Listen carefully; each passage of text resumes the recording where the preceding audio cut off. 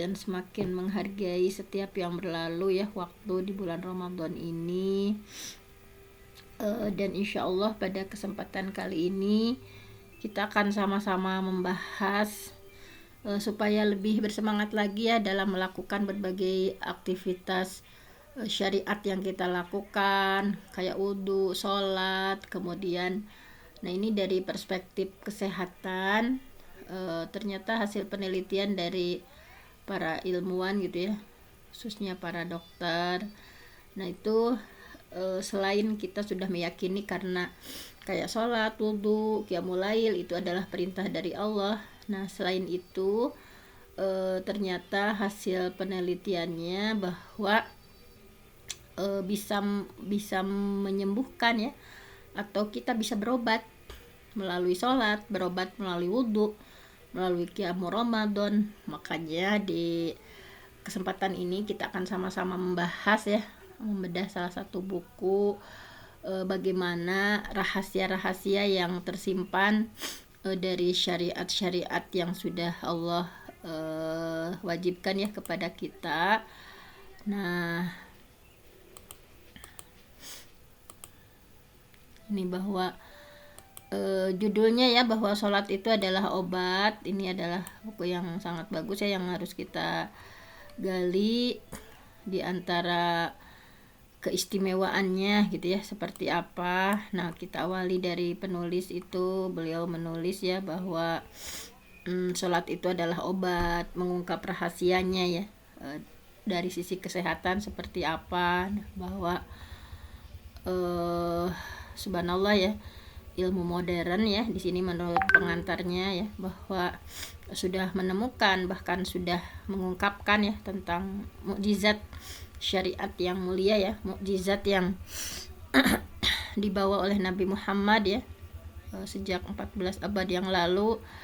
Banyak sekali yang mengagumkan ya, penemuan yang mengagumkan tentang mukjizat sholat gitu ya, rahasia-rahasianya, manfaatnya baik secara ruh ya, ruhani ataupun jasmani. Nah bahwa di sini digambarkan ya, Ibnu Qayyim menggambarkan ibadah sholat itu dengan ungkapan yang sangat bagus ya, bahwa menurut Ibnu Qayyim ini kan sholat itu adalah penghubung ya, koneksi antara seorang hamba dengan Khalik ya, penciptanya. Nah semakin kita khusyuk dalam sholat, semakin bagus sholat kita, otomatis koneksi kita dengan Allah semakin bagus. Dan sebaliknya, semakin kita sholatnya pun belum bisa khusyuk, kemudian ya masih sebatas menggugurkan kewajiban, nah itu hubungannya ketika semakin buruk, maka hubungan dengan Allah pun semakin buruk. Oleh karena itu, supaya kita lebih bersemangat lagi ya, lebih memaknai sholat yang kita lakukan, wudhu yang kita lakukan, qiyamul lail yang kita lakukan, dan syariat-syariat yang lainnya yang sudah atau diteliti ya di ilmu kedokteran atau di ilmu sains. Nah mari kita sama-sama pelajari bahwa dalam hal ini Ibnu Qayyim menggambarkan ya, bahwa ibadah sholat itu beliau mengungkapkannya dengan sangat bagus, bahwa ibadah sholat adalah ibadah yang bisa mencegah dari perbuatan dosa, yang bisa menolak berbagai jenis penyakit hati. Dengan sholat itu bisa mengikis ya, mengikis kesombongan kita, mengikis rasa hasud, mengikis berbagai hal ya, penyakit-penyakit hati, bisa mengusir penyakit hati dari tubuh. Dan dengan sholat itu bisa mendatangkan rezeki ya, membangkitkan semangat, baik semangat jiwa, raganya ya. Nah itu Ibnu Qayyim menyampaikan seperti itu. Dan memang manfaat sholat itu tidak terbatas pada sisi keimanan saja ya, bahwa dengan sholat itu nanti bisa mencakup sisi ruh atau kejiwaan kita gitu ya.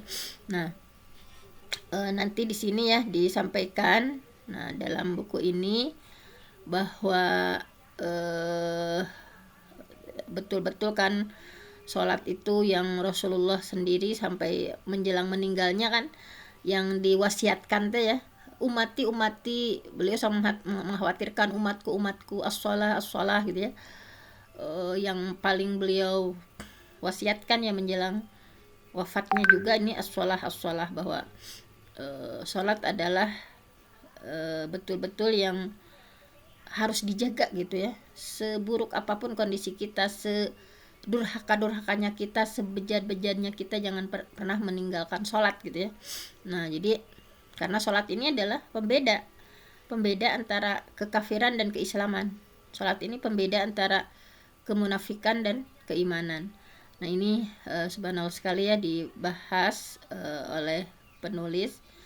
Nah ini diantaranya yang akan kita bahas, diawali dari keutamaan dan kedudukan sholat dalam Islam. Nah, tentu saja ini tidak akan panjang lebar karena kita sudah tahu ya bahwa sholat itu tadi merupakan silah atau hubungan langsung antara seorang hamba dengan Khaliknya ya, dengan Tuhannya. Dengan maksud dengan sholat itu bagaimana seorang hamba mengagungkan Allah, bersyukur ya, dan juga memohon ya rahmat dan memohon ampunan. Nah di sini dalam surah Al-Bayyinah ya sudah disampaikan bahwa wa ma umiru a'udzubillahi minasyaitonir rajim wa ma umiru illa liya'budullah mukhlishina lahuddin hunafa wa yuqimus shalah wa yu'tuz zakah wa dzalika dinul qayyimah.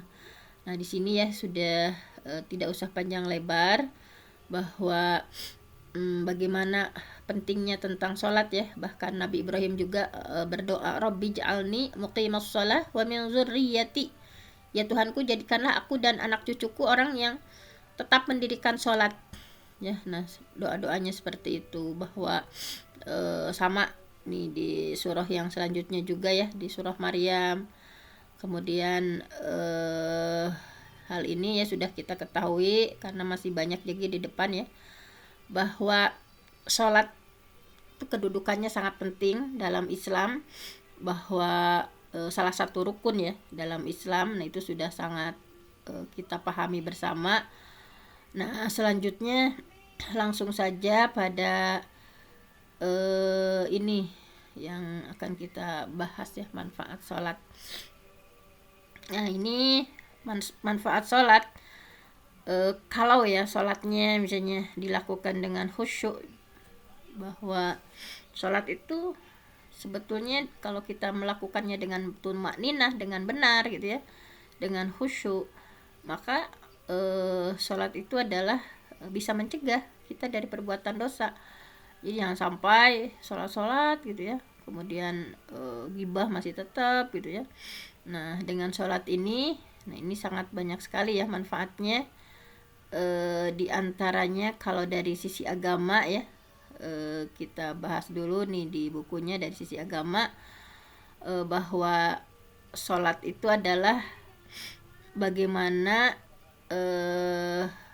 di sini ya digambarkan dengan sholat itu memohon ketentraman, ketenangan, keselamatan ya, lindungan dari Allah gitu ya, menggugurkan berbagai dosa, kesalahan, kehilafan ya, bahwa qad aflahal mu'minun, bahwa sungguh beruntung orang yang beriman gitu ya, alladzina hum fi shalatihim khashi'un, orang yang khusyuk dalam salatnya ya. Nah, bahwa dari satu sisi manusia itu, bahwa innal insan khuliqa halu'a, sesungguhnya manusia diciptakan berkeluh kesah gitu ya. Idza masahu syarru jazua, apabila ditimpa kesusahan dia berkeluh kesah. Kemudian wa idza masahul khair manu'a, apabila mendapatkan khair, kebaikan, manu'a, manusia itu cenderung kikir ya. Illal musallin, nah, kecuali orang-orang yang mengerjakan sholat. Nah jadi sifat dasar manusia yang tadi ya, bahwa secara dasarnya itu manusia itu memang senang berkeluh kesah ya, halu'a. Kemudian idza masahu syarru jazua, selalu berkeluh kesah kalau dikasih hal-hal yang sifatnya diuji dengan berbagai kesyar ya, keburukan misalnya. Tetapi ketika Allah ngasih khair, kebaikan, manu'a, mereka itu kikir gitu ya. Nah hal-hal semacam ini bisa dicegah ilal musallin, kecuali orang-orang yang mengerjakan sholat. Nggak mungkin orang yang sholat masih banyak berkeluh kesah, Nggak mungkin orang yang sholatnya benar manu'a gitu ya, kikir gitu. Nah seperti itu, bahwa Rasulullah bersabda ya, tahukah kalian, kata Rasulullah yang mengilustrasikan ini juga bagus untuk anak ya, atau kan dalam metode Rasulullah itu diantaranya dengan amsal ya, mengumpamakan sesuatu. Nah, tentang manfaat sholat ini beliau ilustrasikan dengan bahwa Rasulullah bersabda ya, tahu nggak kalian jika ada sungai ya di depan pintu ya, salah satu di antara kalian, kemudian si sungai itu kalian gunakan untuk mandi seharinya 5 kali, masih ada nggak sisa kotorannya, kata Rasul. Kemudian para sahabat berkata, tentu tidak ya, tidak akan ada sedikit pun kotoran yang nempel kalau kita sehari mandi 5 kali kan. Nah kata Rasul, nah begitu juga dengan sholat. Nah sholat yang 5 waktu ya, bahwa dengan sholat yang 5 waktu itu bisa menghapus semua dosa. Nah jadi kata Rasul seperti itu. Jadi manfaatnya luar biasa sekali ya, bisa menghapus, bahwa sholat 5 waktu antara Jumat satu dengan Jumat lainnya itu bisa menghapus dosa di antara waktu-waktu tersebut. Kafarah ya, bisa menghapus di antara jeda waktu itu. Nah kemudian banyaklah ya manfaat-manfaatnya, nggak usah detail karena kita juga akan membahas dari sisi yang lainnya. Nah ini bahwa Rasulullah apalagi ya, kalau menghadapi masalah, Rasul itu ya kalau menghadapi masalah atau sedang galau atau sedang gundah ya, beliau selalu berkata, arihna bis shalah, buatlah kita rileks dengan melaksanakan sholat wahai Bilal. Jadi bagi Rasul itu sholat itu untuk relaksasi gitu ya, arihna bis shalah. Jadi kalau kita kan kayak masih beban gitu ya, maksudnya waduh udah zuhur lagi nih, udah. Nah jadi kayak, tapi Rasulullah betul-betul ya bahwa arihna bis shalah, bahwa buatlah kita rileks dengan melaksanakan sholat. Jadi sholat ini ya melatih manusia ya, melatih diri kita untuk mencintai aturan, memahami ya, karena sholat itu kan waktunya sangat teratur sekali kan, sangat teratur ya, bahwa kita mau kuta ya dengan waktu yang sudah ditentukan. Jadi dengan sholat juga, nah di sini kita akan belajar bersaudara ya, berjamaah, sabar, santun, tenang gitu ya. Nah kalau betul-betul dilaksanakan sholat dengan sesungguhnya, maka akan seperti itu. Fokus pada ayat-ayat Al-Quran gitu ya, mengagungkan Allah. Nah kemudian sholat juga sesungguhnya bisa menjadi sarana pendidikan akhlak. Nah ini ya, bahwa tanha anil fahsya wal munkar. Nah, kemudian dari sisi sosial tentu saja ya, bahwa dengan sholat berjamaah ya, bahwa tentu saja akan menimbulkan hal-hal yang kebersamaan, menguatkan barisan gitu ya, melatih untuk taat mengikuti pemimpin ya, imam, ada makmum gitu ya. Nah itu bahwa subhanallah ya, dengan sholat berjamaah itu bisa saling ta'awun dalam albirri wa taqwa gitu ya, dan lain sebagainya. Nah jadi manfaatnya banyak sekali, manfaat dari sholat ini ya, bahwa sarana paling utama untuk mendekatkan diri sama Allah. Sholat itu bisa mencegah perbuatan dosa, bisa menghapus hal-hal buruk gitu ya. Sholat juga bisa menjauhkan penyakit. Nah nanti di halaman berikutnya ada berobat dengan sholat ya, tadawa bis sholah. Nah bahwa sholat itu supaya kita lebih khusyuk lagi nih sholatnya, nggak keburu-buru, udah mah di akhir-akhir sholatnya ya, keburu-buru gitu ya, nggak dengan tumaninah. Nah supaya kita minimal manfaat atau tingkatan ibadah kita lebih giat lagi di Ramadan ini, targetnya sholat tepat waktu misalnya, dan bukan hanya tepat waktu, sholatnya dengan khusyuk, dengan benar gitu ya, dengan tumaninah misalnya. Karena kalau kita sholatnya benar, nah ini misalnya, jadi sholat bisa menjauhkan dari penyakit. Sholat juga penyebab diangkatnya derajat seseorang. Sholat juga menyebabkan turunnya rahmat Allah ya. Dan banyak lagi nanti nih, ini akan dibahas di sesi berikutnya, ini juga sama. Nah sebelum ini ya, karena waktu kita terbatas, kita langsung saja dulu. Nah nanti ada di bab 3-nya berobat dengan sholat ya. Tetapi tadi gambaran betapa pentingnya sholat dalam kedudukan di Islam gitu ya. Nah, selanjutnya kita juga akan memaknai ini syariat wudhu. Nah, bahwa wudhu juga selain dari sisi agama ya manfaatnya, dalam perspektif kesehatannya juga kita akan sama-sama pelajari. Nah, berobat dengan wudhu. Di sini bahwa ada manfaat wudhu ya dari segi kesehatan. Nah, ini dalil tentang wudhu kita sudah sama-sama hafal ya, bahwa di surah An-Nisa ya, An-Nisa ayat Al-Maidah ya, Al-Maidah ayat 6. A'udzubillahi minasyaitonirrajim.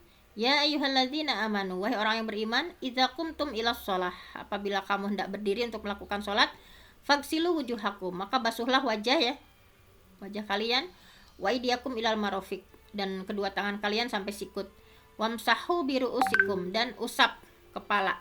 Nah, ini hanya rukun wudu yang wajib ya, yang sunah-sunahnya nggak disebutin ini, karena kalau dalam yang sunah-sunahnya itu dari hadis, kalau dari Qur'annya anggota wudu yang diwajibkan saja. Wamsahu biruusikum, dan diusap ya, kalau kepala diusap, kalau wajah dibasuh ya. Wamsahu biruusikum wa arjulakum ilal ka'bain, dan dibasuh ya kedua kaki sampai mata kaki. Wa in kuntum junuban fatahharu, dan jika kalian berjunub ya maka bersucilah ya, mandi wajiblah.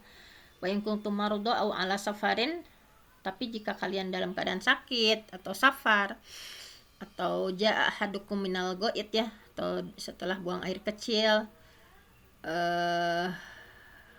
buang air besar ya, aula mastumunisa, atau setelah berjima, falam tajidu ma'an, kemudian tidak, itu mah udahlah ya, nggak usah dibacakan semuanya. Ini medalil tentang tayamum ke bawahnya ya, bahwa nah di sini bahwa syariat tadi yuridu liyutahhirakum waliyutimma ni'matahu 'alaikum la'allakum tashkuruna, bahwa ketika Islam menjadikan ibadah sholat sebagai pokok ya, tadi yang sudah kita bahas, dan rukun yang paling penting kan, rukun Islam yang pertama itu ya syahadat sholat. Nah, jadi ini tadi sudah dibahas bahwa sholat itu adalah pokok dalam rukun Islam yang paling penting. Maka Islam mensyaratkan sah sholat itu dengan tubuh dan pakaian yang suci ya, dan juga dengan adanya syariat wudhu ya, bersuci terlebih dahulu. Nah, kalau hadas besar ya tadi dengan cara mandi ya, kalau hadas kecil saja dengan cukup berwudhu. Nah, ini adalah salah satu keistimewaan Islam, bahwa di antara ilmu modern ya sudah meneliti gitu ya, sudah meneliti bahwa ada rahasia wudhu yang diungkap oleh teknologi. Dalam hal ini dijelaskan bahwa manfaat wudhu ya dari sisi kesehatan yang sudah diteliti ya oleh ilmu modern, subhanallah sekali. Nah, di sini bahwa di sini ya tidak bertentangan dengan fitrah manusia. Di antara pertama yang dikutip oleh penulis adalah salah satu hadis dari Amr bin Abbasah ya, bahwa ia berkata, wahai Rasulullah, ceritakan kepadaku tentang wudhu. Ini Amr nanya ya, wahai Rasulullah, ceritakan kepadaku tentang wudhu. Kemudian beliau bersabda ya Rasulullah, tidak ada seorang di antara kalian yang berwudhu kemudian dia berkumur-kumur ya, kemudian memasukkan ke dalam hidung ya, istinsyak, kemudian mengeluarkannya. Nah, kecuali kata Rasul ini faidah dari wudhu, berguguran dosa dari wajah ya. Jadi seiring dengan kita berwudhu itu, makanya wudhunya harus fa'asbighil wudhu ya, harus wudhu yang sempurna, jangan wudhu yang asal cek gitu ya, tanpa dimaknai, tanpa dengan rusuh gitu ya. Nah, tetapi wudhu kita mesti diperbaiki juga ya, wudhu yang betul-betul memaknai setiap gerakan yang ada dalam wudhu itu ya, dengan penuh kehusyuan misalnya, dengan penuh hikmat gitu ya, bukan wudhu yang hanya cek misalnya, sehingga para sahabat itu dicela oleh Nabi, wailulil aqab, celakalah tumit-tumit gitu ya, karena wudhunya nggak sempurna, tidak terbasuh dengan baik.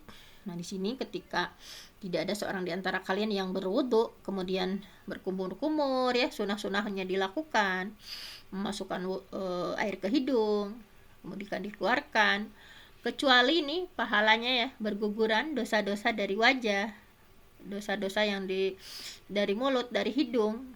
Kemudian ketika ia membasuh wajahnya ya, seperti yang diperintahkan Allah, nah membasuh wajah dengan benar ya, maka dosa-dosa yang terdapat pada wajahnya juga akan berguguran bersama dengan air-air dari ujung-ujung jenggotnya gitu. Kemudian ketika membasuh kedua tangannya sampai ilal marofik ya, sampai sikut, maka dosa-dosa tangannya pun akan berguguran bersama dengan air dari jari-jarinya.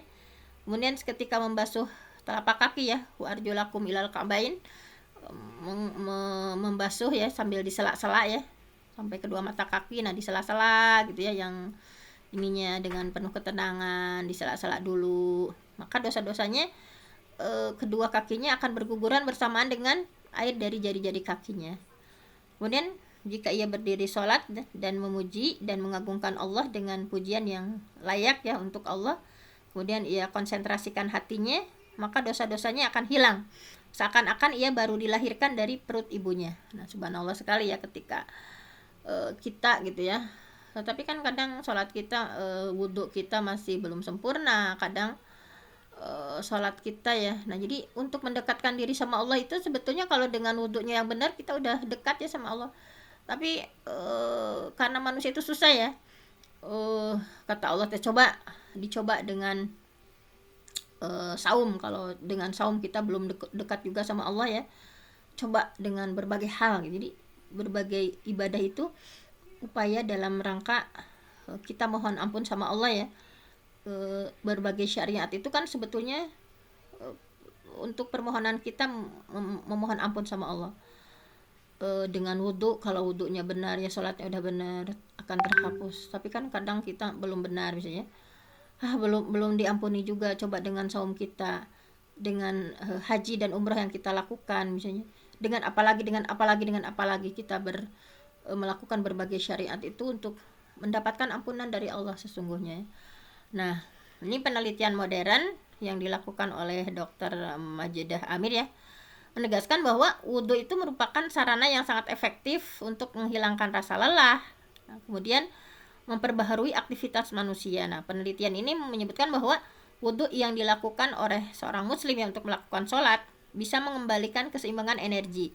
Ini dari sisi kesehatan ya, bisa mengembalikan keseimbangan energi ya, juga bisa memperbaiki kerusakan yang terjadi pada energi setelah seseorang bersih dari dosa yang dia lakukan. Ini mempengaruhi kondisi fisik, jadi mempengaruhi kondisi fisik dan kejiwaan ya. Tadi kan dari sisi fisik dan sisi psikis, wudhu yang dilakukan dengan yang menyempurnakan, kemudian betul-betul ya caranya yang halus dan tidak kelihatan ya, dapat memperbaiki kerusakan-kerusakan yang terjadi pada tubuh. Nah, tadi jadi nyambung sekali. Nah, ini juga ya manfaat memijat ya. Jadi ketika wudhu itu betul-betul ya dipijat gitu ya. Seperti ini misalnya. Ini kajian ilmiahnya ya, di Amerika sudah dipublikasikan bahwa proses pemijatan nih yang kita lakukan ke anggota tubuh ya ketika berwudu, wudhu untuk sholat ya. Nah, ini bisa mengembalikan vitalitas dan bisa mengembalikan kesegaran. Nah lebih dari itu, proses pemijatan ini bisa membantu memperbaharui jaringan otak dan secara kontinu membantu memperlancar peredaran darah. Nah, itu makanya asbigil wudhu ya, sempurnakan wudhu dengan penuh kekhidmatan. Jadi bisa memperlancar peredaran darah. Dan lebih menakjubkan lagi ya, supaya kita lebih bangga dengan syariat Islam ini, bahwa Dr.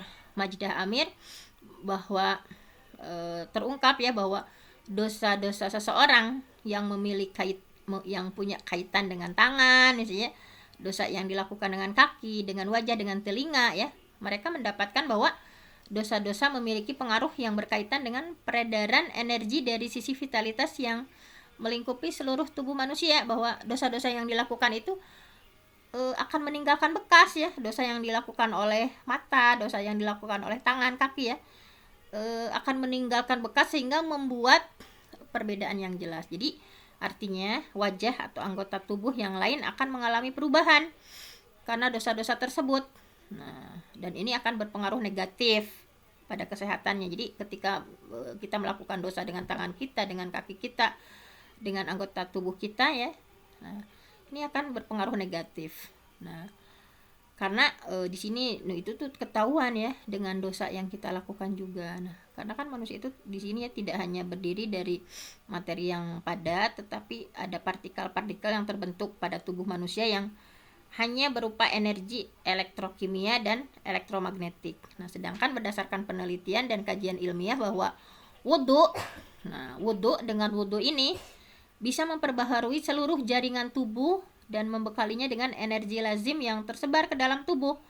Nah, partikel-partikel itu ya yang dinamakan brain itu, nah yang jelas itu adalah luar biasa sekali ya yang terjadi ketika kita berwudu.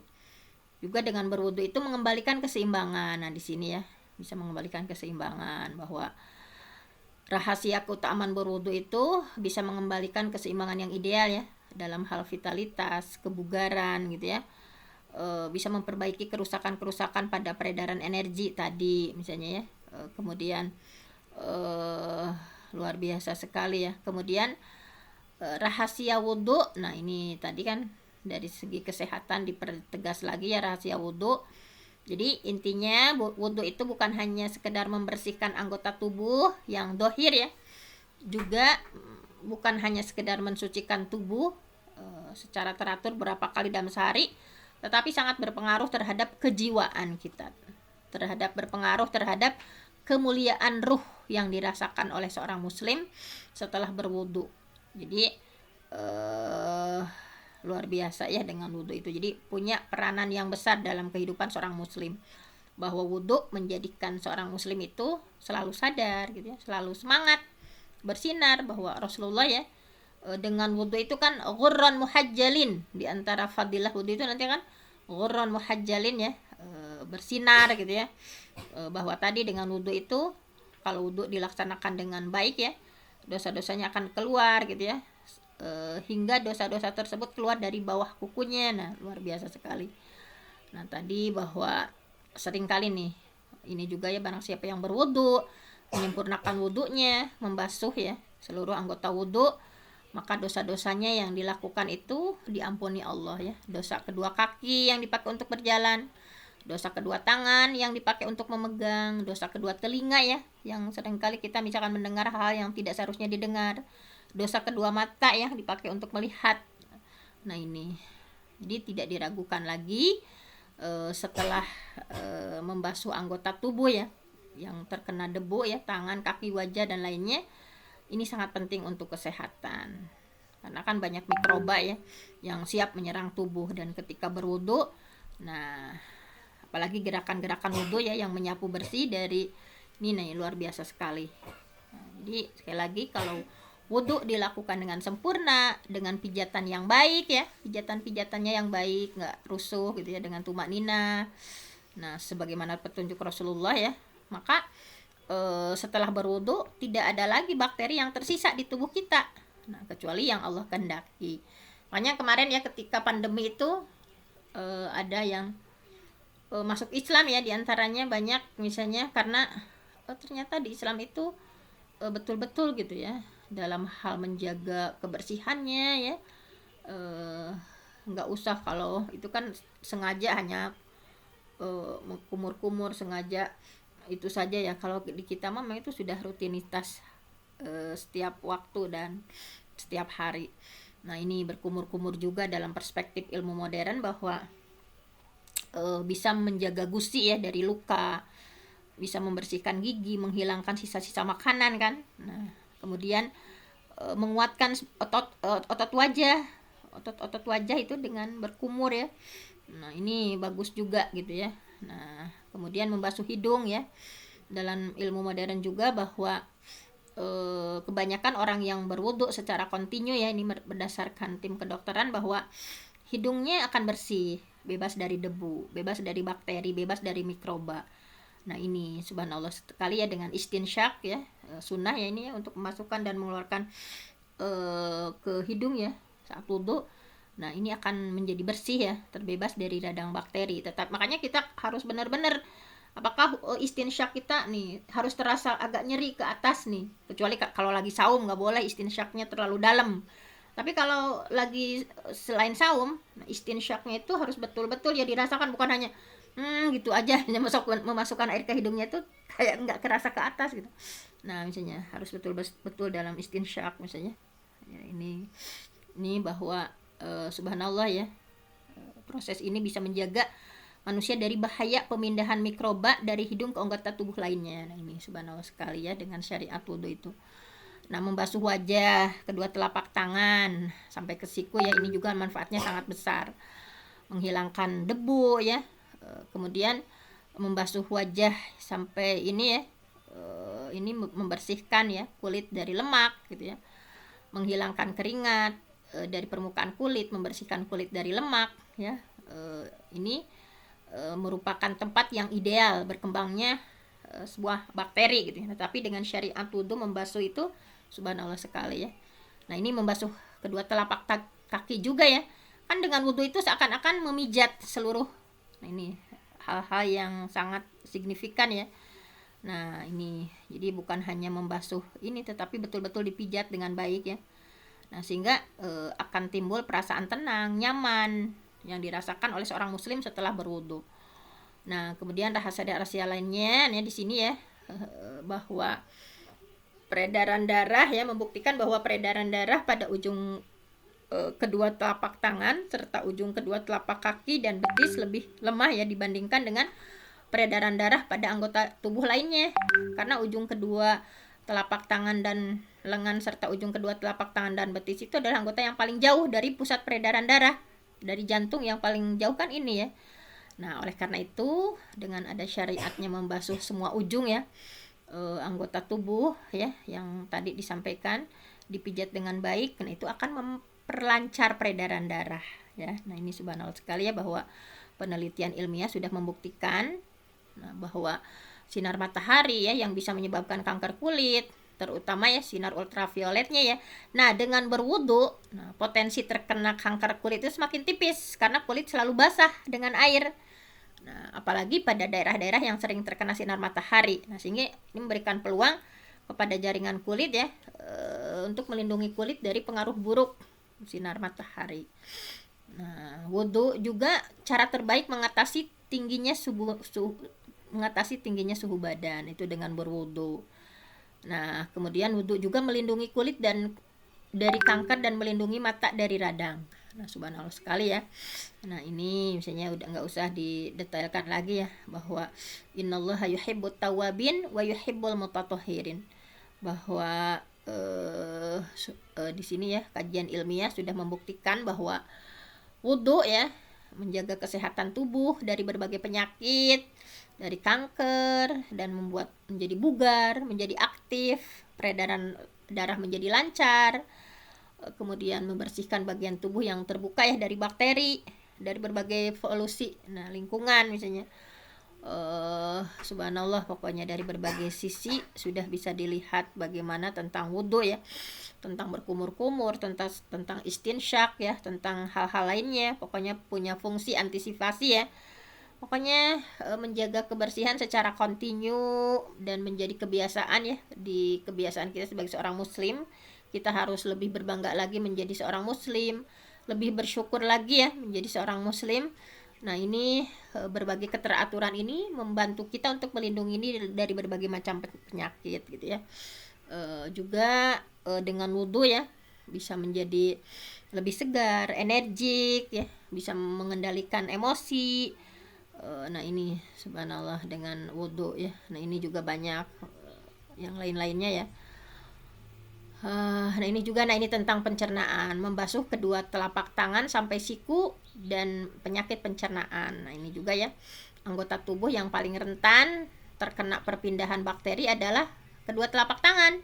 Nah kan kalau kita dengan sering berwudu ya, kedua telapak tangan ini ya, kayak kan kita salaman sama orang, kemudian ketika ya makan, ujuk-ujuk makan gitu ya. Nah ini dengan wudhu kan otomatis bisa menjadi bersih gitu ya. Nah ini sehingga ketika tidak tersentuh air wudhu kan otomatis itu akan menjadi penyakit ya untuk pencernaan ketika kita makan dengan kondisi kotor. Nah, subhanallah sekali. Nah, ini sudah kita bahas istinsyak tadi ya. Sebagai penyembuh penyakit dari jamur difteri ya, serta kantong hidung. Nah, ini rahasia istinsyak tadi sudah dibahas ya. Bahwa sunnah Rasulullah ada istinsyak. Nah, ini memiliki makna yang sangat luar biasa dari sisi kedokteran. Nah, ini ya bahwa di hidung kita itu ada sekat ya berupa tulang lunak, tulang rawan yang ditutupi oleh lapisan berserat. Nah ini dengan istinsyak tadi ya ketika berwudu dan dilakukannya juga sebanyak 3 kali, maka mikroba dan bakteri yang berada di dalam lubang hidung itu akan ikut keluar. Nah itu ya dengan istinsyak akan terbebas dari bakteri, virus dan penyakit. Nah, tadi juga membasuh wajah dan penyakit rahum serta cacat kulit. Nah, ini juga ada kaitannya ya. Jadi dengan membasuh wajah sedikitnya 3 kali setiap berwudu menghilangkan debu dan bakteri yang nempel. Jadi jangan cepet-cepet hanya 2 kali ya. Sesuai sunnah misalnya 3 kali, walaupun sekali juga udah sah, cuma 3 kali ya. Nah, ini menjamin kebersihan ya, sehingga menghindari mata dari penyakit rahum. Nah ini dengan wudhu itu bisa menghindari mata dari penyakit rahum ya, dari penyakit radang mata. Nah mengusap kedua telinga nih juga bisa menjadi penyembuh dari gangguan pendengaran serta keseimbangan pendengaran. Nah jadi kalau diperhatikan rukun wudhu yang diperintahkan itu ya, mengusap kedua telinga itu juga merupakan setelah ditemukan di kedokteran ya, ini dalam rangka menghilangkan lapisan yang timbul akibat bertumpuknya debu atau kotoran yang bisa menutupi telinga ya. Nah ini subhanallah sekali. Nah jadi bisa menyebabkan lemahnya pendengaran gitu ya, terganggunya keseimbangan karena pusat keseimbangan tubuh itu di telinga. Nah ketika kita usap-usap seperti ini, nah insya Allah itu akan bisa menyeimbangkan tubuh ya. Nah, kemudian mengusap kepala, nah dan penyakit pusing dan tekanan darah. Nah ini dengan mengusap kepala ya, ada syariat mengusap kepala itu bisa menyembuhkan ya penyakit pusing dan tekanan darah. Nah ini jadi bagaimana Rasulullah mensunahkan ya. Kalau ini wamsahu birusikum itu mah udah rukunnya, rukun wudu ya, bahwa mengusap kepala itu dalam rangka menghilangkan debu dan benda-benda lain yang menumpuk serta yang bercampur dengan keringat. Nah, jadi dengan membasuh bagian tubuh ya, ini menjamin kebersihan dan menghindarkan dari penyakit radang, penyakit kulit. Nah, kemudian ini ya tadi bahwa kata Rasulullah kan Islam itu tidak hanya memperhatikan kebersihan rambut kepala saja, tetapi Islam juga menyuruh untuk merapihkan kan akrim sya'roka. Hormatilah ya, rapihkanlah rambutmu. Nah ini Rasulullah bersabda ya, barang siapa yang punya rambut maka hargailah rambutnya.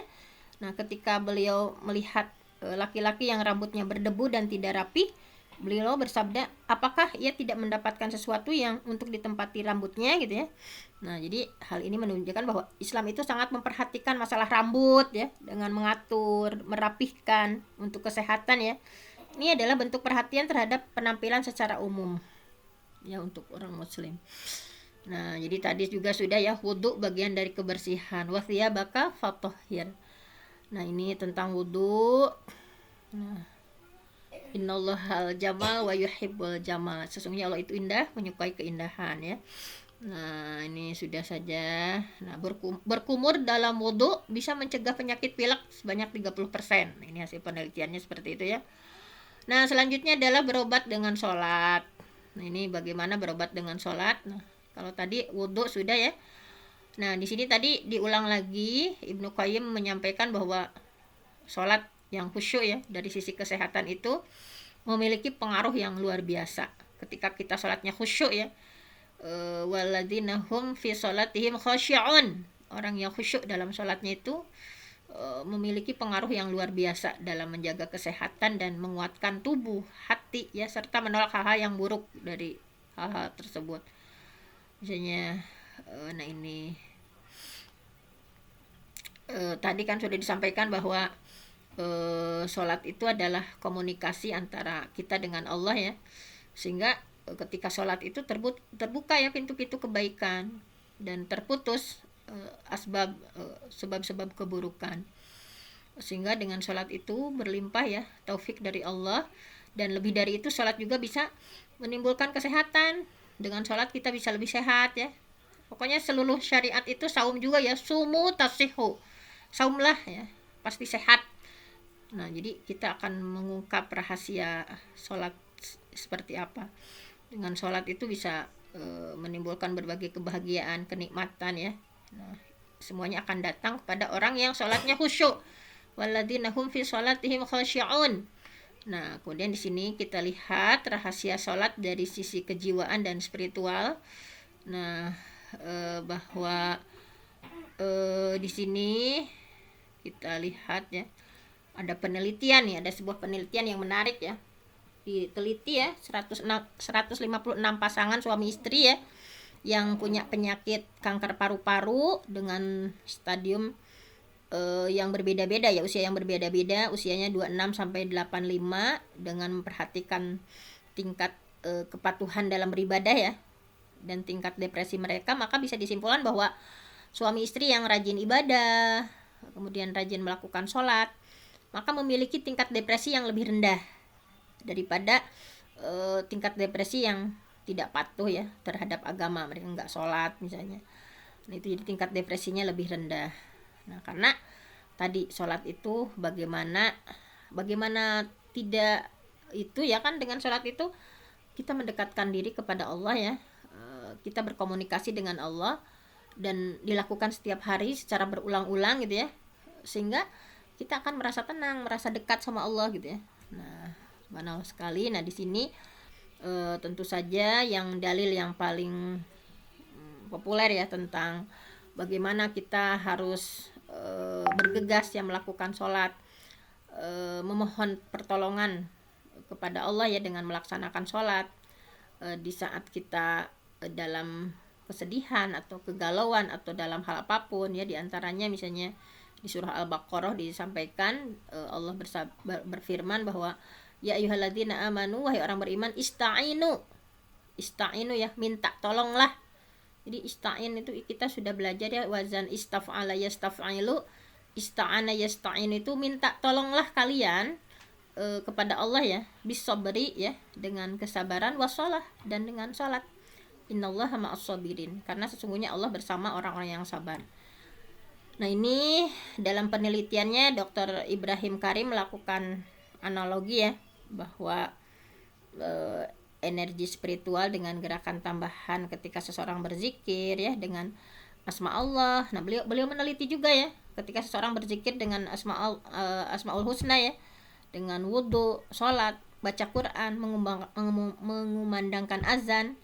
Nah, penelitian yang beliau lakukan ini menghasilkan berbagai kesimpulan dan ada rahasia-rahasia penting ya, subhanallah sekali. Jadi tadi misalnya ini agak diulang lagi tentang wudhu. Ketika seseorang membasuh daerah wudhu, bagian tubuh manusia yang tampak ya kan, yang udah anggota wudhu itu, dan terkena energi gerakan tambahan yang timbul dari orang lain, maka energi ini akan rontok bersamaan dengan air wudhu. Nah, jadi ini adalah salah satu rahasia wudhu yang dapat menjadikan seseorang konsentrasi dalam sholatnya.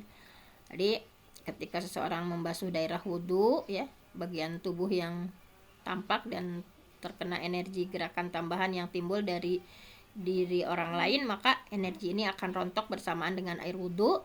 Ini adalah salah satu rahasia wudhu yang bisa menjadikan seseorang konsentrasi dalam sholatnya. Nah, jadi dari penelitian ini ada tercipta cara baru ya untuk melatih spiritual yang bersandar dari ilmu biogeometri ya. Ini adalah ilmu yang komprehensif. Kata buku ini bahwa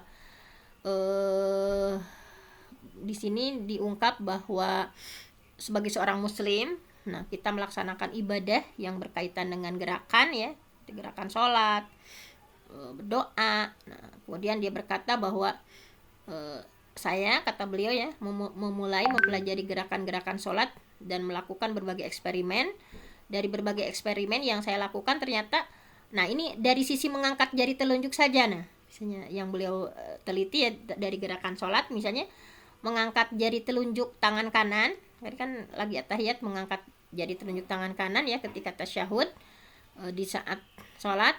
Nah ini bisa memberikan energi spiritual dan tidak terjadi pada tangan kiri di saat yang sama. Nah jadi subhanallah sekali ya syariat Islam itu.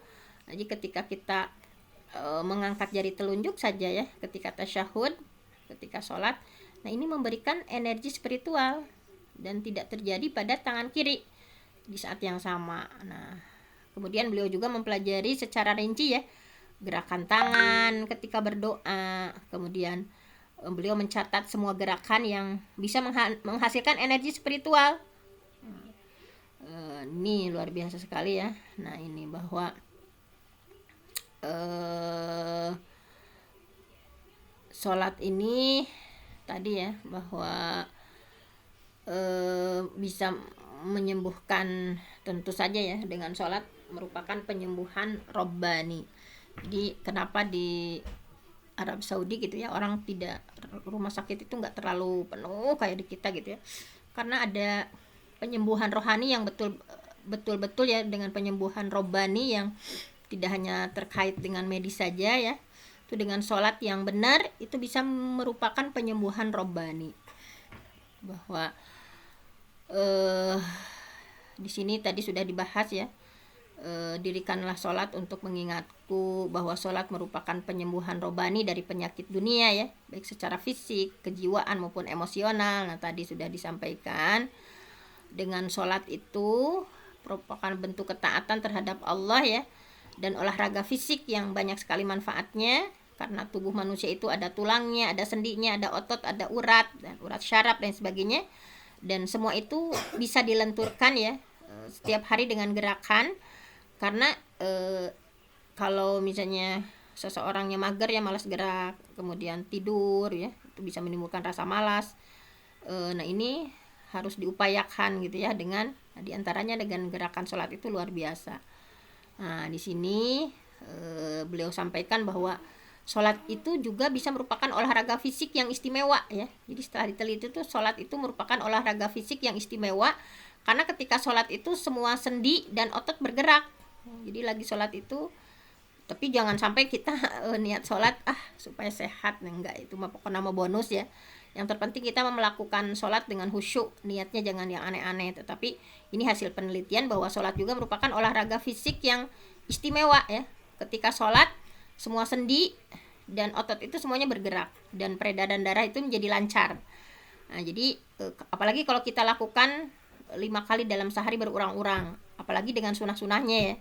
Nah itu udah berapa rakaat tuh, misalnya kita kalau dengan sunah-sunahnya kan bisa ya sampai 40 sampai 50 rakaat ya. Nah jadi dengan demikian ya, setiap kali di sini ya kekuatan fisik seseorang akan bertambah, maka keimanannya pun akan bertambah. Nah di sini bahwa hasil-hasil penelitiannya ya. Nah ini nggak usah di itu semua ya. Nah ini, nah tadi bahwa dengan sholat tekanan darah bisa menjadi normal gitu ya. Di antaranya di sini ada penelitian ya yang mengambil sampel 155 orang Amerika ya dari ras Afrika, yang ditelitinya 25 sampai 45 tahun untuk dikontrol tekanan darahnya ya selama 24 jam. Hasilnya adalah tekanan darah mereka lebih rendah dari rata-rata orang biasa. Nah, bahwa ternyata orang-orang yang dijadikan sampel itu orang-orang yang bertakwa ya. Jadi tekanan darah mereka itu lebih rendah dari rata-rata orang biasa. Ternyata orang yang dijadikan sampel ini orang yang berpegang teguh ya dengan agamanya. Mereka mengatakan bahwa orang-orang tersebut adalah orang yang membiasakan diri untuk sholat. Jadi tekanan darahnya ya ketika diperiksa itu, nah kan ada yang kalau emosinya nggak stabil kan tekanan darahnya tinggi misalnya. Kali ini orang-orangnya pada tenang kan. Kemudian sholat juga tadi ya bisa memperkuat tulang.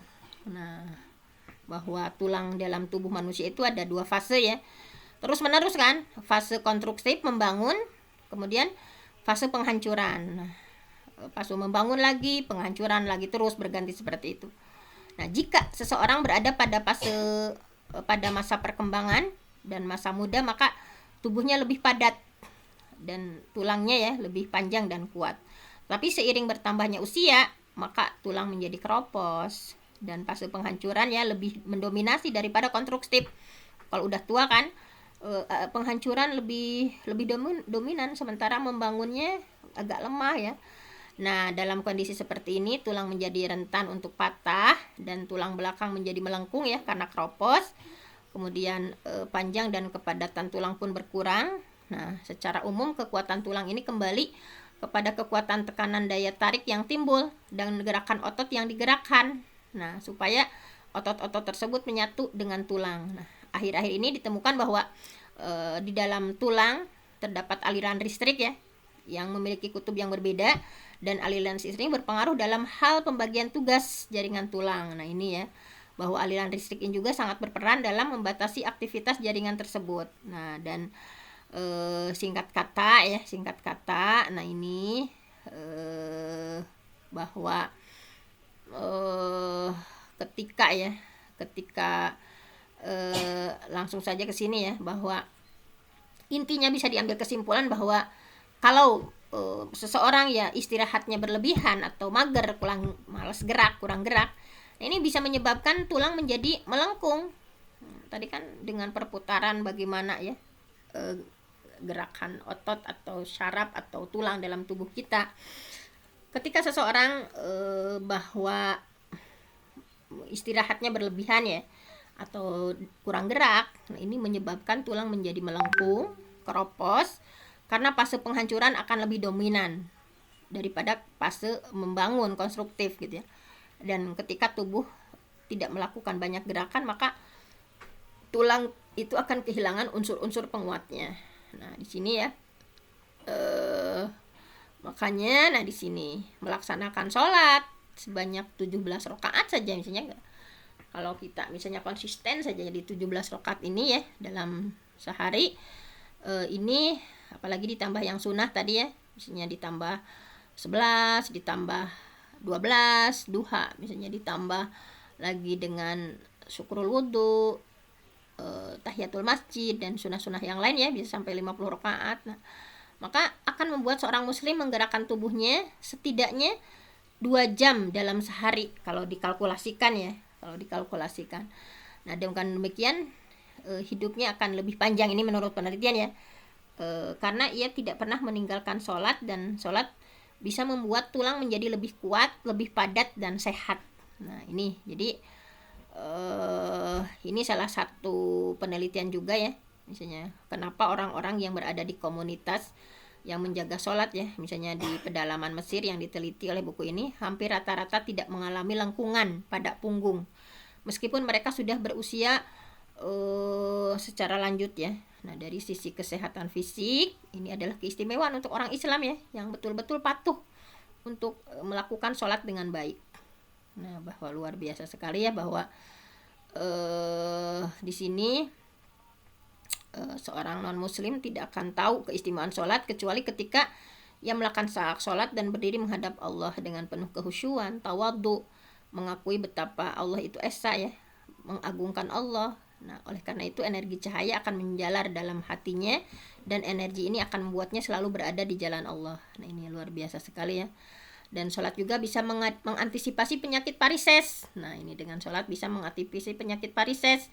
Nah, penyakit varises ya, dengan gerakan sholat yang istimewa tadi, ini bisa mengurangi tekanan pada dinding urat betis.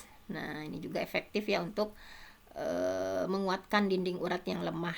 Nah, ini makanya kita semangat, sholat sunahnya diperbanyak gitu ya, dan sholat wajibnya juga diperpanjang, tidak cepat-cepat gitu ya. Dalam melakukan sholat itu dimaknai setiap gerakannya gitu, dimaknai betul-betul sempurna. Makanya dalam hadisnya hatta tatma'inna roki'an ya, harus tumakninah rukunya, hatta tatma'inna sajidan, harus tumakninah sujudnya. Berbagai gerakan itu dilakukan secara tumakninah, jangan sampai tek tek tek tek kayak Nabi ya. Ada seorang laki-laki yang dia sholat, kemudian saat salaman ke Nabi, kemudian kata Nabi, irji sholi fa innaka lam tusolli, ulangi, kamu belum sholat.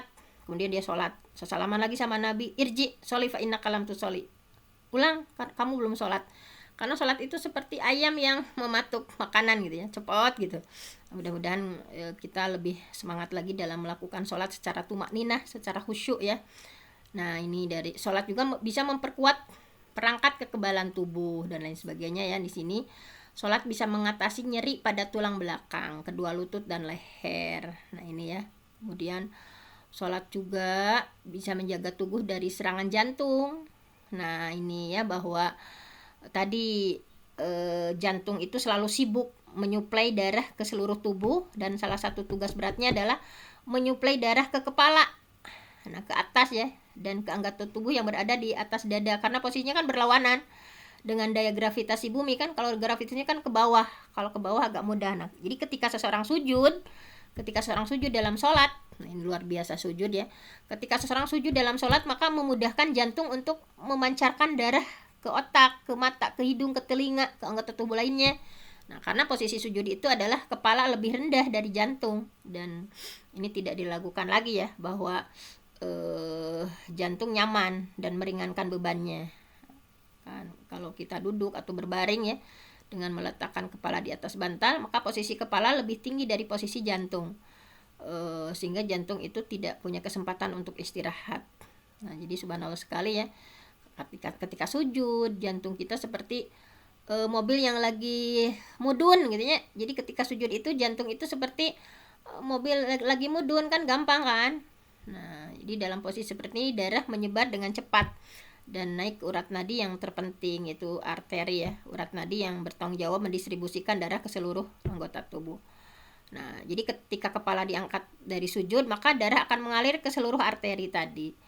Jadi ketika sujud, subhanallah ya, darah mengalir dari jantung ke paru-paru, dari paru-paru ke sebelah kiri jantung, mengangkat kepala, dan ketika mengangkat kepala dari sujud ya. Jadi proses ini sangat membantu sekali. Jadi proses sujud ini ya membersihkan darah melalui zat karbon dioksida, dan zat ini membuka jalan untuk aliran darah dari jantung menuju paru-paru dan sebaliknya. Nah, seperti itulah ya pokoknya kira-kiranya.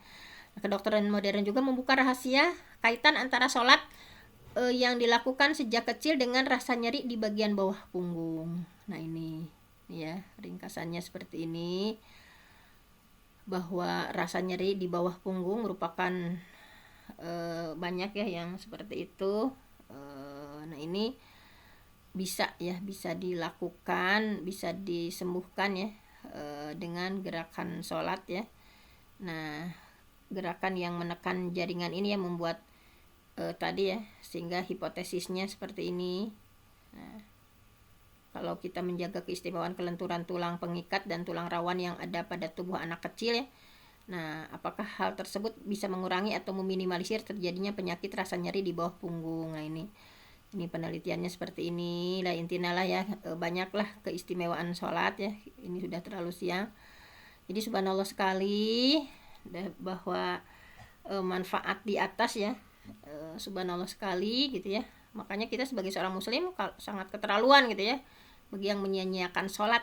Nah bagi yang sholatnya hanya seada-adanya gitu, hanya menggugurkan kewajiban tanpa dimaknai dengan rusuh, dengan cepat gitu ya, di nanti sholatnya itu. Nah kemudian nih langsung saja nih, sebentar nih ada yang penting. Sudah tadi ya, ini diantaranya fungsi-fungsi sholat ya. Nah ini juga setiap waktu juga punya makna khusus ya.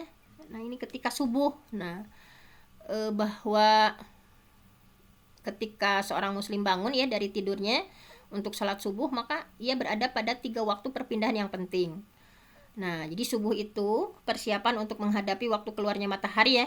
Nah ini dapat menurunkan efektivitas kelenjar pineal ya, mengurangi hormon melatonin, serta mengefektifkan proses yang lain yang berkaitan dengan sinar matahari. Nah waktu subuh juga adalah waktu berakhirnya hemogeny nervous system yang menenangkan pada malam hari, dan mulai efektifnya perangkat yang menenangkan pada siang hari. Nah makanya kenapa ada syariat sholat subuh ini ya, diantaranya persiapan untuk menggunakan energi yang dibekali oleh naiknya kortizol di pagi hari ya. Proses ini terjadi sendiri, bukan muncul karena gerakan turun dari tempat tidur setelah membaringkan tubuh. Nah begitu halnya dengan hormon serotonin katanya ya, dan endorfin yang naik ke darah. Nah ini subhanallah sekali ya, ketika zuhur juga. Nah ini asar gitu ya, ada subhanallah sekali nih, ini banyak sudah diteliti. Maghrib ya, dan sebaliknya. Nah, sebentar ini ada ini. Nah ini manfaat sholat subuh bagi kesehatan. Nah ini bisa dilihat kan, sholat subuh itu disaksikan ya sholatnya oleh malaikat. Inna Qur'an al-fajri kana masyhuda, bahwa sholat subuh itu disaksikan. Ketika kita sholat subuh disaksikan oleh malaikat. Ini subhanallah sekali bahwa ilmu kedokteran ya bisa menegaskan manfaat sholat subuh bagi kesehatan. Ini yang tadi bahwa kenapa Nabi berdoa ya, Allahumma barik li ummati fi bukuriha, ya Allah berkailah umatku pada pagi harinya. Dan Rasulullah ya, 2 rakaat qobliyah fajar itu lebih baik dari segala dunia dan isinya. Nah ini diteliti oleh para itu ya, bahwa ada apa dengan hadis tersebut ya, bahwa qobliyah subuh itu lebih baik daripada dunia dan segala isinya. Nah ternyata banyak sekali manfaat. Nah ini ya, ilmu modern menegaskan bahwa manfaat sholat subuh dari sisi kesehatan ya, ini adalah merupakan waktu subuh itu di mana gas ozon ya mencapai tingkat paling tinggi di udara. Jadi ketika fajar ya, dan berkurang secara bertahap sampai benar-benar berkurang di saat terbitnya matahari. Nah ilmu modern menegaskan bahwa gas ozon yang merupakan salah satu komponen oksigen ya, lagi bagus-bagusnya ya, berada di tingkat udara yang paling atas untuk melindungi bumi dari sebagian sinar yang merusak ya. Nah ini bahwa hal ini sangat bagus sekali gitu ya. Jadi gas ozon ini memberikan pengaruh yang sangat bermanfaat bagi nervous system dan dapat membangkitkan pekerjaan pikiran dan otot. Jadi menjadikan puncak vitalitas manusia baik ya, dalam kaitannya dengan otak maupun otot. Nah di pagi hari ini bahwa ditegaskan di sini bahwa suntikan gas ozon ya bisa memberikan tubuh atau tingkat vitalitas yang dahsyat, sehingga bisa membuat hari-hari kita merasa bahagia ya. Oleh karena itu seseorang ketika menghirup udara ya, nah di subuh ini merasakan nikmatnya dan tidak didapat pada siang atau malam hari. Nah ini subhanallah sekali ya. Ini tuh udah di yang lain-lainnya tinggal dibaca saja ya. Nah bahwa secara ilmiah dibuktikan bahwa kadar kortizon ya pada darah di waktu pagi mencapai 7 sampai 22 mikrogram, atau ini dihitung per 100 mil, dan kadar tersebut di sore hari berkurang ya. Nah kortizon ini adalah materi yang efektif menambah vitalitas tubuh secara umum, menambah kadar gula pada darah yang membekali tubuh dengan energi yang cukup.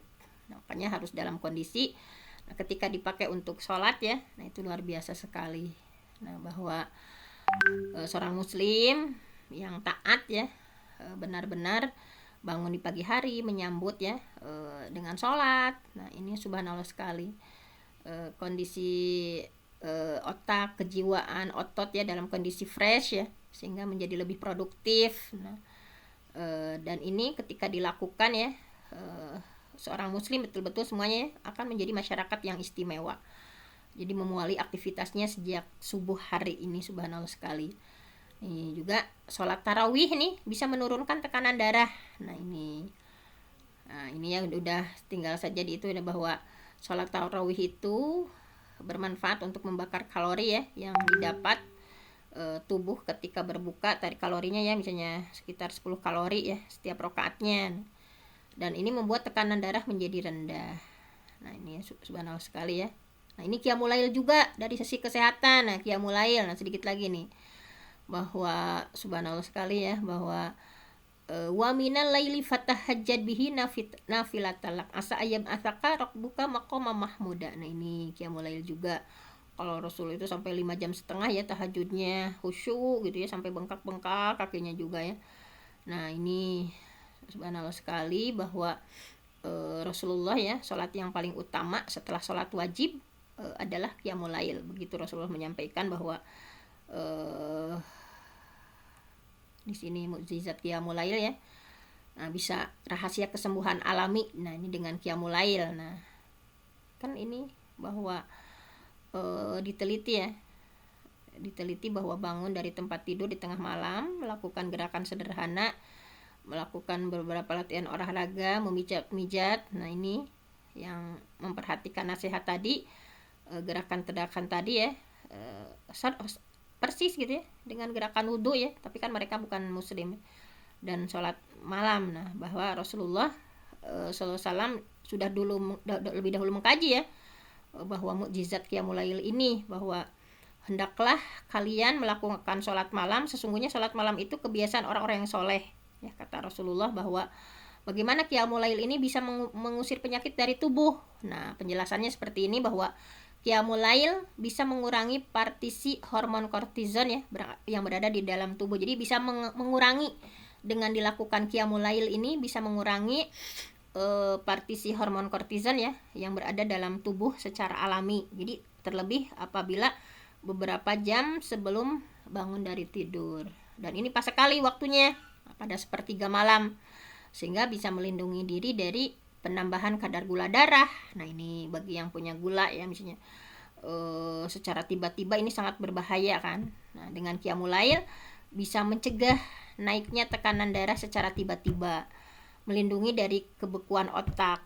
Nah, ini dari krisis paru-paru dan pembekuan darah pada jaringan syaraf mata yang muncul karena lambatnya aliran darah ketika tidur ya. Jadi kalau tidurnya kebanyakan, nah ini penyakit itu mengintai gitu.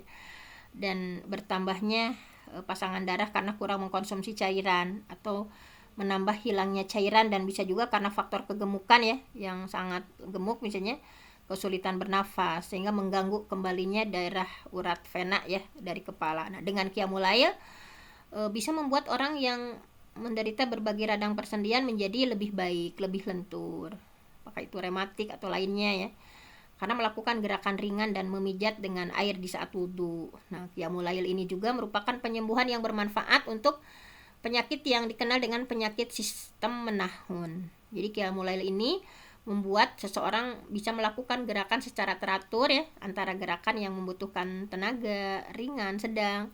Nah, gerakan-gerakan ini sangat efektif untuk menyembuhkan penyakit tadi, penyakit sistem menahun tadi.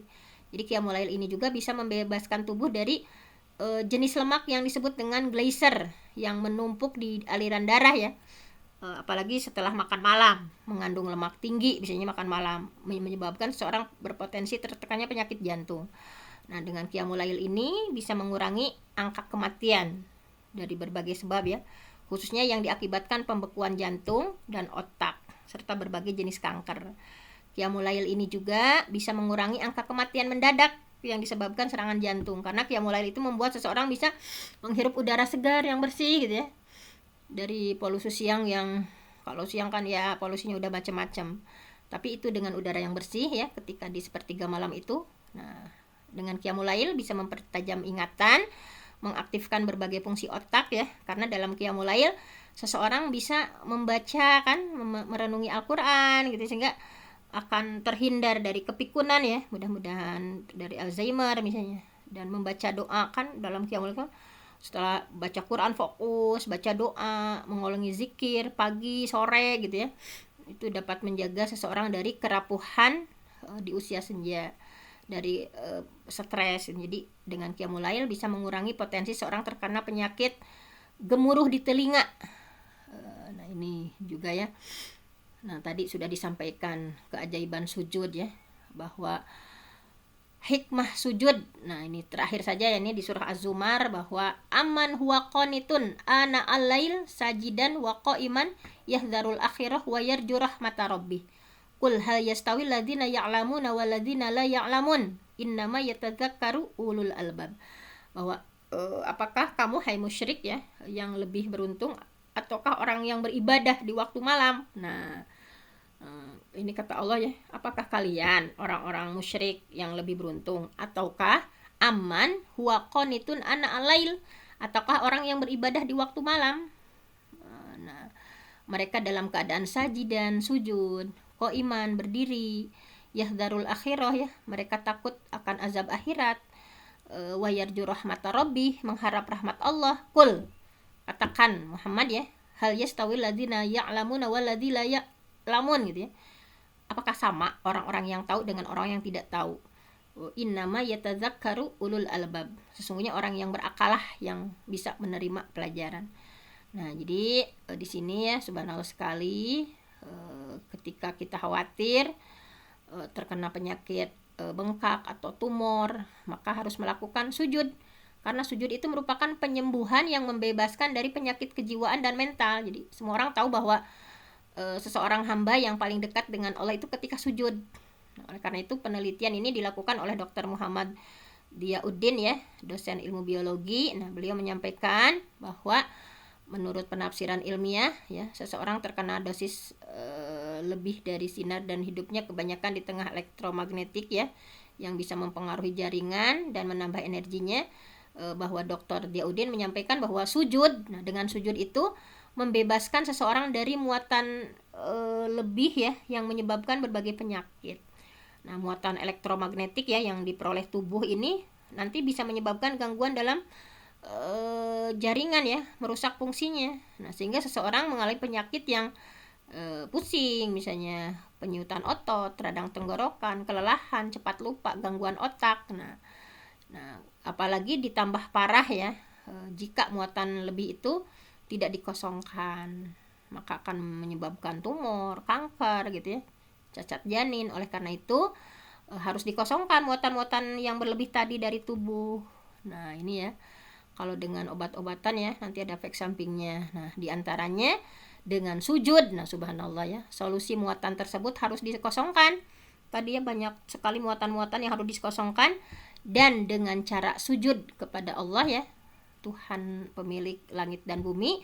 Ketika sujud itu proses pengosongan itu dimulai dari anggota tubuh yang 7. Nah, pengosongan itu dari dahi ya, itu anggota wajib sujud ya, dahi, hidung, kemudian kedua pundak, kedua lutut ya, kedua telapak kaki. Nah, dengan demikian proses pengosongan ini selanjutnya bertambah mudah.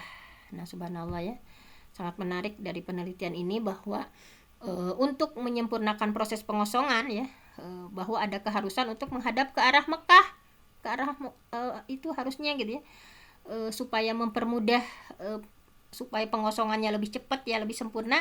Maka subhanallah sekali. Nah, ini harus dilakukan menghadap ke arah Makkah Mukarramah ketika sujud itu, menghadap Ka'bah ya. Dan ketika sholat kan kita menghadap kiblat, karena Makkah Al-Mukarramah ini merupakan pusat titik ya, Ka'bah itu kan pusat titik kering di dunia, dan di mana saja kalian keluar maka palingkanlah wajahmu ya, fawali wajhaka syatral masjidil haram. Nah, ini diteliti juga ya oleh para orang-orang pintar. Nah, intinya itulah saja lah ya, sujud itu mengatur peredaran darah, mencegah terjadinya penumpukan darah otak. Pokoknya subhanallah sekali, banyak sekali keistimewaannya. Nah, ini ada kisah nyatanya ya, bisa sembuh dari sholat dan sebagainya. Karena sudah siang, mohon maaf, ini juga saya terlalu kepanjangan, karena itu tanggung juga ya. Mudah-mudahan kita semakin bangga menjadi seorang muslim, kita lebih menghargai syariat-syariat yang kita lakukan, bukan hanya sekedar ritual yang tanpa makna, lebih dimaknai lagi ya, wudhu kita, sholat kita, setiap gerakan dalam wudhu, setiap gerakan dalam sholat kita, sujud kita lebih tumakninah lagi, ruku kita lebih tumakninah lagi, sehingga kita dikasih sama Allah hati yang mutmainnah, jiwa yang tenang, sehingga sampai kita dipanggil oleh Allah, ya ayyatuhan nafsul mutmainnah, wahai jiwa yang tenang, irja'i ila rabbiki radiyatan mardiyah fadkhuli fi ibadi wadkhuli jannati. Kalau kita sudah mampu melakukan berbagi dengan tumakninah ya, sholat tumakninah, maka kita akan memiliki jiwa yang tenang, jiwa yang tumakninah, sampai pada akhir masa Allah mencabut nyawa kita ya, dengan panggilan yang sangat istimewa, wahai jiwa yang tenang ya, irja'i ila rabbik, pulanglah kepada Tuhanmu, radiyatan mardiyah ya, fadkhuli fi ibadi, masuklah ke dalam syurgaku ya, masuklah ya, fadkhuli fi ibadi, masuklah kepada hambaku, wadkhuli jannati, masuklah ke syurgaku. Subhanallah ya. Mudah-mudahan seperti itu. Saya mohon ampun sama Allah, yang benar datangnya dari Allah, yang salah dari saya sendiri. Aku qouli hadza wa astaghfirullah li wa lakum. Wassalamualaikum warahmatullahi wabarakatuh. Warahmatullahi wabarakatuh. Syukron kasiron Bunda Dr. Penti yang sudah memaparkan manfaat-manfaat yang terkandung dalam aktivitas kita sehari-hari seperti wudhu dan sholat ternyata luar biasa ya. Kalau kita melakukannya dengan sungguh-sungguh. Mudah-mudahan kita semua diberi kesehatan dan semoga saum yang kita lakukan di tahun ini diterima oleh Allah Subhanahu wa taala. Amin ya. Taqabbalallahu minna wa minkum. Selamat terakhir Dr. Tri, mohon maaf mungkin kita bersisa sementara waktu hari terakhir ini menjelang Hari Raya Idul Fitri. Mohon maaf pada semuanya.